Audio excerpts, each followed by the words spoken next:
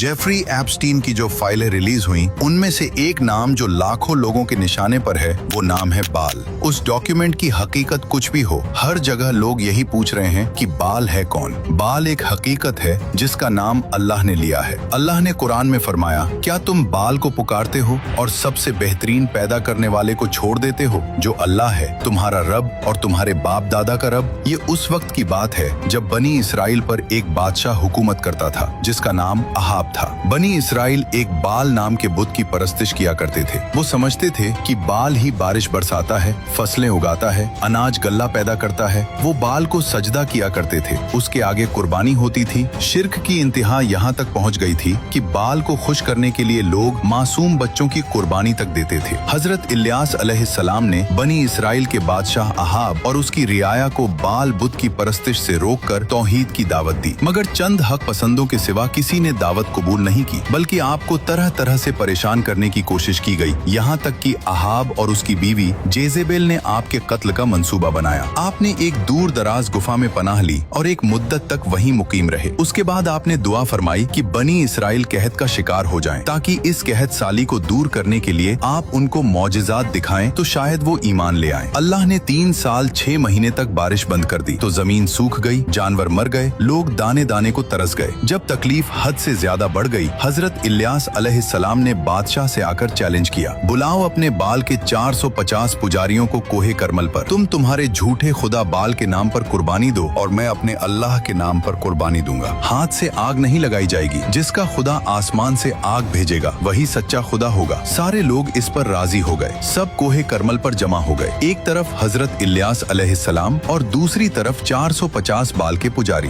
2 बैल लाए गए। पहले पुजारियों की बारी आई। उन्होंने एक बैल को काटा, उसके टुकड़े किए और लकड़ियों पर रखा। सुबह से दोपहर तक वो नाचते रहे, चिल्लाते रहे, ए बाल जवाब दे, जवाब दे। कुछ नहीं हुआ। सूरज तपता रहा, गोश्त सड़ने लगा। फिर वो अपने जिस्म को छुरियों से काटने लगे, खून बहने लगा, लेकिन आसमान से एक चिंगारी भी नहीं आई। बाल पूरी तरह से मुर्दा था। हजरत इलियास अलैहिस्सलाम की बारी आई। आपने ऐसा किया जो नामुमकिन था। 12 पत्थरों को जोड़कर एक कुर्बानगाह बनाई। कुर्बानगाह के चारों तरफ खंदक खोदी, लकड़ियां जमाई, बैल को ज़िबह किया और लकड़ियों पर रखा। फिर 12 बर्तन पानी, लकड़ियों और गोश्त पर ऐसे डलवाए कि सब गीला हो गया, यहाँ तक कि खंदक पानी से भर गई। फिर वो अकेले खड़े हुए और अल्लाह से दुआ की और उसी वक्त आसमान से आग आई। उसने सिर्फ गोश्त नहीं जलाया बल्कि सब कुछ जला के राख कर दिया। इस मौजिज़े को देखकर बहुत लोग सजदे में गिर गए। उसके बाद हजरत इलियास अलैहिस्सलाम ने अल्लाह से दुआ की। थोड़ी ही देर में काले बादल छा गए और जोरदार बारिश हुई। हमारे ऐसे अजीम उश्शान रब की कुदरत को देखकर अभी तक आपने कमेंट और शेयर भी नहीं किया।